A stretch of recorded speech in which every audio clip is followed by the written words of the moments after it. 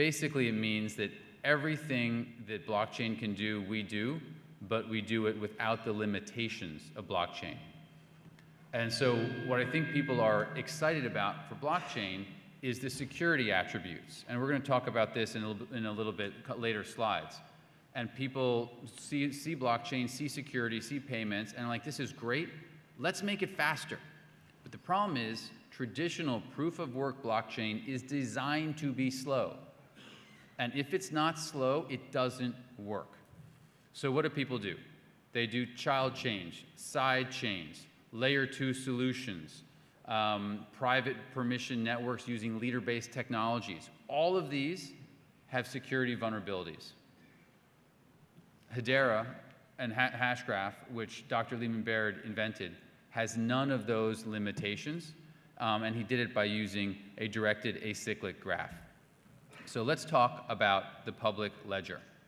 And the reason to talk about the public ledger is, you know, what are we really playing for here? What's the upside? What's the potential of this market?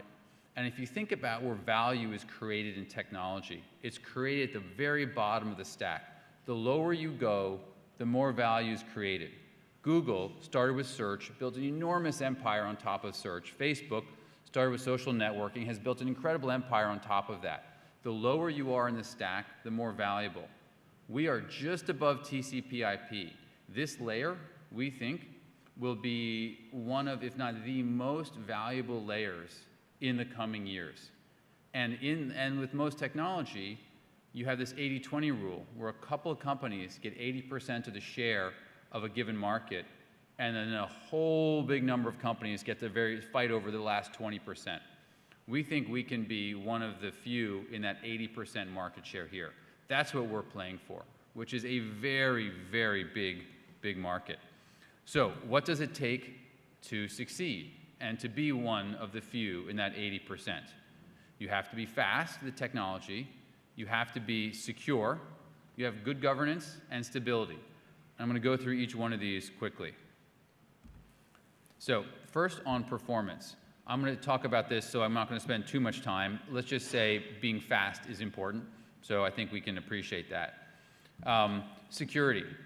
When people think of security with distributed ledgers, I think the focus is on wallets, and on wallets being hacked, or coins being stolen. And that's relevant, for sure.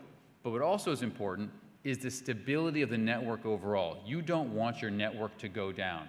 If you're running financial transactions on it, you're running a country's infrastructure on it, you're running payments networks, it can't go down. If the Visa network goes down, that is worldwide global news.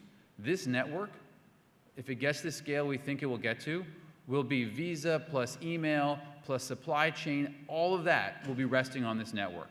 It can't go down, so you need to have the most secure protocol possible. And Hedera Hashgraph is that, with something called asynchronous Byzantine fault tolerant. Happy to talk about it in more detail, but it's the only protocol out there that has this level of security, which is very important. I'm going to talk about this in more detail shortly. Governance. What's good governance? I don't think you want a bunch of miners doing the governance. A single foundation doesn't seem right either. We have a council of 39 blue chip Fortune 100 companies providing our governance. We think that is really the solution, diversified by country, sector, and also time, a third turnover every year. And stability, we are patented. This gives us a real, causes controversy in the distributed ledger space, where patents are not appreciated and the real focus is on open source. But we think forks lead to huge instability. And I think you can see the recent kind of reaction to the Bitcoin Cash drama shows the enormous toll that forks take in the ecosystem. And if you want to build on a technology, you don't want to then, a day later, have to worry about which of the two splits you should then be compatible with. So we think forking, it leads to instability. Ours will not fork. These are just a list of dozens of applications which have already decided to build on us.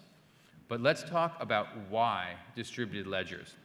And some of this is outlined in the agenda that is part of this conference.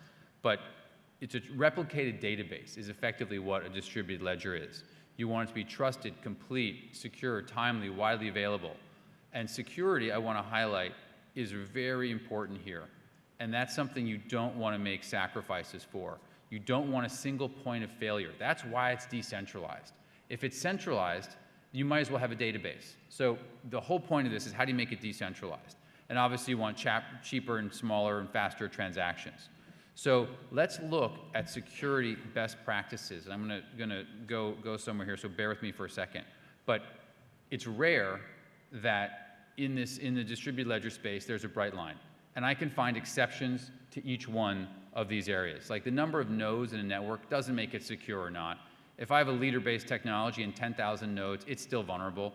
But all things being equal, you still would probably rather have more nodes than fewer. Governance, a single entity, can be corrupted versus decentralized. You know, the node relationship, if it's a legal one company, that leads to potential collusion. Could you have a rogue employee, again, versus decentralized? What if you have, you know, for node security, if it's all one security protocol, it's much more prone to human error, also to hacking, virus, and sabotage. So that's what's not secure on the left, and the secure gives you kind of what you clearly your gold standard is. Now, if you look at this, all I did here was change the top left to private. And you think of private networks, you think private sounds more secure. And it does. But the reality is far more complex. And again, this is an overgeneralization, but a lot of private networks, in order to architect a private network to be more secure than a public network, you've got to do a lot of work. It can't be leader-based. You should not have one legal entity control it. You should make sure the nodes are geographically distributed so they're not subject to similar power, similar bandwidth providers. You don't want it subject to virus or sabotage. So a single private network run by one country, one company, can actually be far more vulnerable than a public, scaled, distributed ledger with appropriate diversification in place. And the one question you will then ask is, well, is my data safe on a public ledger? And the real point is that the consensus layer doesn't need access to your data. Your data can reside above that at the application layer. And if it does, the consensus layer is only used to provide consensus, so you don't have to worry about the personal or privileged data being shared in a public ledger. And this sounds great. You may not believe me, but I look back and do an analogy that some people here will certainly understand. Data centers versus the cloud. In 2006, Amazon launched Amazon Web Services. At that time, and for years before, everybody thought, my data is safer in my own data center. I want to keep it in my data center. It's safer. Why should I do that? Control, security, and data safety. Fast forward over 10 years, Amazon in 2015 had 1 million customers. And why are people moving to the cloud? For the same reasons they wanted to stay in data centers: security and data safety. It's now widely accepted that the cloud is actually a very reasonable place to put your data and to operate from. And that has led to this enormous boom in AWS and in Google Azure, as well as other competitors. So I think you've seen the accepted wisdom about what was safe and wanting to control it change in less than a decade, and actually do almost a reversal, with people moving far more to the cloud. So let's talk about speed, because this is kind of fun. And why talk about speed? And it's really just a proxy for the network capacity and for cost. And if you want to have an industrial strength, enterprise-grade network, you've got to have capacity and you need to have low cost. But keep in mind, this is something Dr. Leemon Baird says, speed is a lie. And the reason why I say that is because there's a lot of nuances and dimensions that go into calculating speed, so you can't believe every speed statistic you hear. But that being said, it's still fun to show these slides. So this is Bitcoin, which people are quite aware of, no doubt. And Ethereum, also aware of that, obviously. Then we have next generation, and this encompasses both public ledgers as well as leader-based algorithms that are private networks. And then you have Hedera Hashgraph, testing at about 100,000 a second. And also important, look at the prices underneath those. You know, the Bitcoin price has been high as $60. It was $1 a little while ago. I think it's close to this price now. Ethereum's been 50 cents, 11, it's probably even less now, I'm not even sure. Regardless, we think our cost is around 6 millionths of a penny. And the price will probably be above that, maybe a thousandth of a penny, maybe 10,000ths, I'm not sure, but a lot less. And then some question we get is, well, you're faster, that's great, but the best technology doesn't always win. Didn't beta lose to VHS? And to which my answer is, who took a horse here? I took a plane, and the plane beat the horse. And when the technology is this much better, it wins. And that is, I think, a fundamental component or basic principle of technology, is when you have really superior attributes, the market figures out how to use them, and it gets adopted. So let's think about how this can get adopted. And here is one example of an application building on us. And this takes into account the complicated US healthcare system, where you have each state that has its own regulations for patients, for doctors, for pharmaceutical companies, for manufacturers, et cetera. The cost of sharing data is incredibly high, it's complex, and if you get it wrong, you're subject to a fine, which can be prohibitive. So it leads to data not being shared. And when data isn't shared, people can die. And this happens, this is just how we've grown up with it. So, and by the way, this isn't unique to healthcare, it's also true in finance and in government. So here is a quick video of one of the applications building on us attempting to solve this problem. My father, over the last few years, do we have the sound? dementia. He lives We lost the sound. My assumption was, I hadn't heard anything, that Is anyone in the booth? then I go there and visit him, and he's looking. Well, we had the sound in the test. Walk. It turned But out he had a there we massive go. brain aneurysm, and there were many symptoms that something was wrong. The issue was there was a disconnection between people who saw him versus the physicians who were not there. Could technology have helped in this? Yeah, I firmly believe so. In health and pharma life sciences, traditionally, you have a lot of closed systems. You have what I think of as siloed data and lack of interoperability. When the data is in a proprietary format and tied to a specific application, that data is very hard to uncover. Open Pharma is the ambitious initiative that I'm undertaking with my team at Certara, building a large-scale set of open technologies that are interoperable by design, that materially impact patient outcome.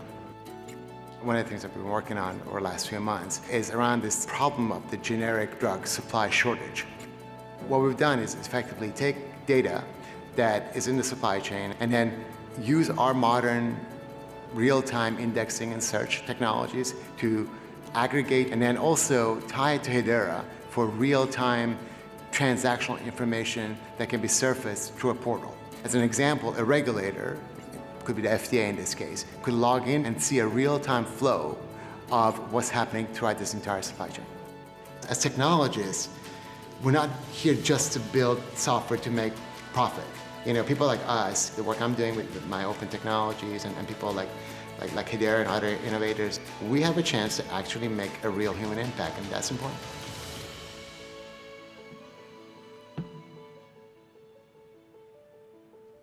So Hedera's speed has allowed this type of technology to be built. Again, the Open Pharma initiative for tracking of generic drugs, that's just the very beginning. But after that, there's an enormous amount of additional insights that they expect to gain by sharing data more broadly. This graphic shows the complexity of the ecosystem. You know, he mentioned sharing with the FDA. The FDA is actually 2 or 3 different areas within the FDA that don't talk, each of which need to see this data. And then you have the pharmacies, the factories, et cetera. Very complicated system, all of which can access this data now through Hedera Hashgraph in real time. So then the question might be, well, if this is the case, why aren't there more applications built already that are like this that we're using right now? Why don't we see 1,000 of these already? And the answer, I think, is you got to maybe take a step back and look at the growth of websites on the internet, which was a very obviously new technology when it launched in the 90s. So it's hard to imagine, but in 1992, there were 10 websites. Anyone know how many websites there are right now? Any guesses? It grew a lot, as I'm sure you all can imagine, and it grew to about just under 2 billion is where it is now. But what's more important than the number of websites is the top 20 most visited. They launched, on average, about 11 years after the internet began. That sort of shows the time it takes for the technology for people to really understand it and how to leverage it and what to do about it. But I think something else is important besides those 11 years. What I think really catalyzed the growth of websites and the ones that we use today is broadband. And broadband became available broadly at least in the US and Europe in '99. And most of the websites that at least that we take for granted were developed post-broadband. Now, a bunch were not. eBay, Amazon launched prior to that, and their business models were so strong in terms of generating network effects, and they were able to leverage broadband to their advantage, so they clearly thrived in that. But broadband is what has generated most of the use cases that we use in the internet every day today. And I think that analogy applies to distributed ledgers and to blockchain.